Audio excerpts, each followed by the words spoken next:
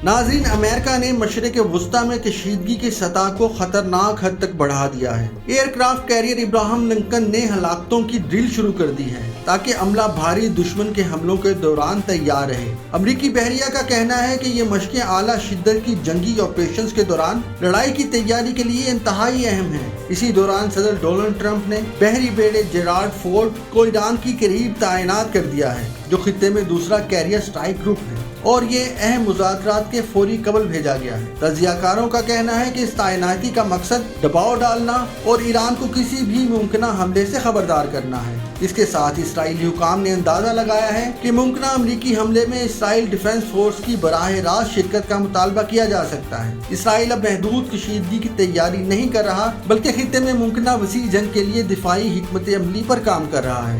IDF ने पूरे मुल्क में 7 एयर डिफेंस बटालियंस तैनात कर दिए हैं, जिसमें तकरीबन 100-150 लॉन्चर्स शामिल हैं, जबकि इसराइली फजाइया ने तवील और शदीद ईरानी मिसाइल हमलों का मुकाबला करने के लिए अपनी कार्रवाइयाँ मुस्तहकम कर दी हैं। तजियाकारों के मुताबिक ये सिर्फ एक आर्जी कशीदगी नहीं, बल्कि एक ऐसे मंसूबे की तैयारी है जो खित्ते के ताकत का तवाज़ुन बदल सकती है। अमरीकी और इसराइली तैयारियां बता रही हैं कि मुमकिन जंग न सिर्फ मिसाइलों और तैयारों की होगी, बल्कि खित्ते में सियासी और मुआशी असरात भी शदीद होंगे। दुनिया भर की नजरें मशरिक़ वस्ती पर मरकूज़ हैं और हर लम्हा अहम है। ये वो वक्त है जब मुस्तक़बिल की जंग के इम्कानात और आलमी ताकत के तवाज़ुन में बड़ी तब्दीलियाँ रूनुमा हो सकती हैं।